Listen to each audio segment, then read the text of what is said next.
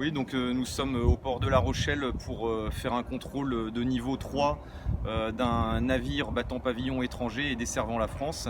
C'est typiquement le genre de contrôle que la gendarmerie effectue, que la gendarmerie maritime effectue tout au long de l'année sur l'intégralité des ports desservant la France pour s'assurer qu'il n'y ait pas d'atteinte en matière de terrorisme ou de délinquance sur nos navires et nos ports. Bien, ce bateau, ça va être la première fois qu'il va être contrôlé par la gendarmerie maritime lorsqu'il entrera dans les eaux françaises. Son parcours, ses itinéraires passés nous laissent entendre que son contrôle pourrait être intéressant. Ça ne veut pas dire qu'on trouvera quelque chose, mais c'est nécessaire de contrôler régulièrement les navires qui entrent dans nos eaux pour s'assurer qu'ils ne transportent pas de matières illicites ou qu'ils ne participent pas à des trafics. Bien, comme on l'a dit, c'était un contrôle de niveau 3, c'est ce qu'on peut faire de maximum.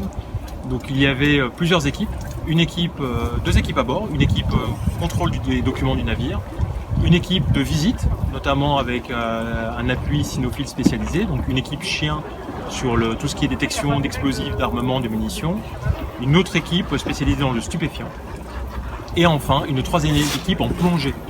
Donc, nous avons des plongeurs en gendarmerie maritime, et ils ont parcouru le bateau sous la coque, sur toute la longueur des 130 mètres de ce navire, pour s'assurer qu'il ne transportait pas de quelque chose de caché sous la ligne de flottaison. On n'a rien trouvé, mais souvent on ne trouve rien. Ça ne veut pas dire que le navire ne se livre pas à des trafics. Or là, en entrant dans nos eaux, il est en conformité avec ce qu'on attend de lui.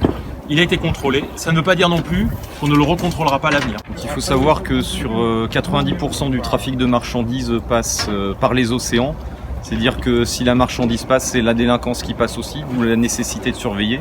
Sur la façade atlantique, entre Saint-Malo et la frontière espagnole, c'est 3000 navires qui desservent chaque année la façade, et c'est environ 400 contrôles de sûreté qui sont faits par la gendarmerie maritime et complétés par des contrôles des douanes et des contrôles de la marine nationale en mer ou à quai.